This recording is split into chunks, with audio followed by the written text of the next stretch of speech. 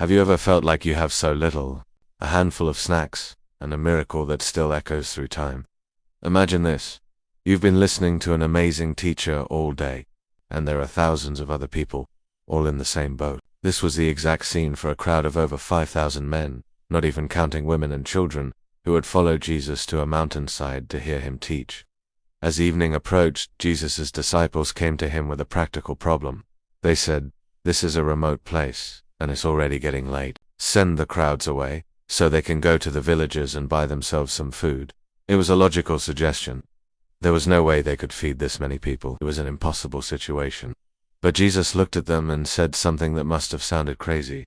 He said, "You give them something to eat." The disciples were stunned. Is he serious? They checked their resources, and Philip, one of the disciples, basically said, "Even if we had 8 months' wages, it wouldn't be enough for everyone to get even one bite." It was a logistical nightmare. Then Andrew, another disciple, spoke up. He said, "Here is a boy with 5 small barley loaves and 2 small fish." But he immediately followed it up with a dose of reality. But how far will they go among so many? Can you picture it?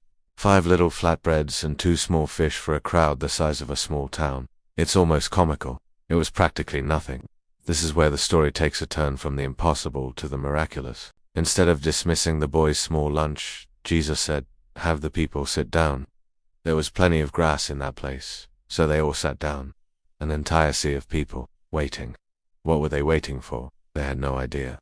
Then, Jesus took the 5 loaves and the 2 fish.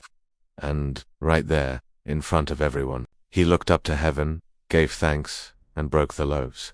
Then he gave them to the disciples, and the disciples gave them to the people. He did the same with the fish.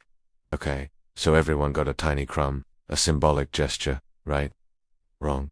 The Bible says that they all ate and were satisfied, not just a little snack to tide them over.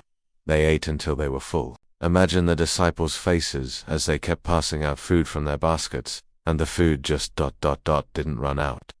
The baskets were never empty. They'd hand out bread and fish to one group, turn around, and there would be more. The supply was endless. After everyone had finished eating, Jesus told his disciples, "Gather the pieces that are left over, let nothing be wasted." So they went around with their baskets and collected the leftovers. And get this, they filled 12 baskets with the pieces of the 5 barley loaves left over by those who had eaten. 12 full baskets of leftovers. This story is so much more than just a free meal.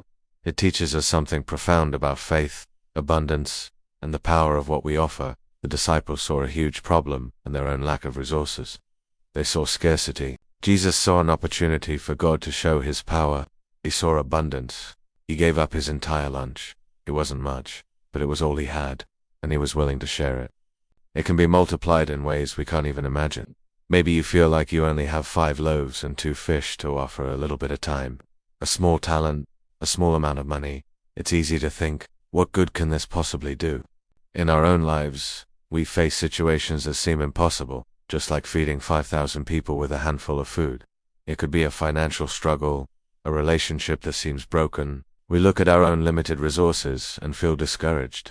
But the message here is to bring what you have to the table. Trust that even your not enough can become more than enough.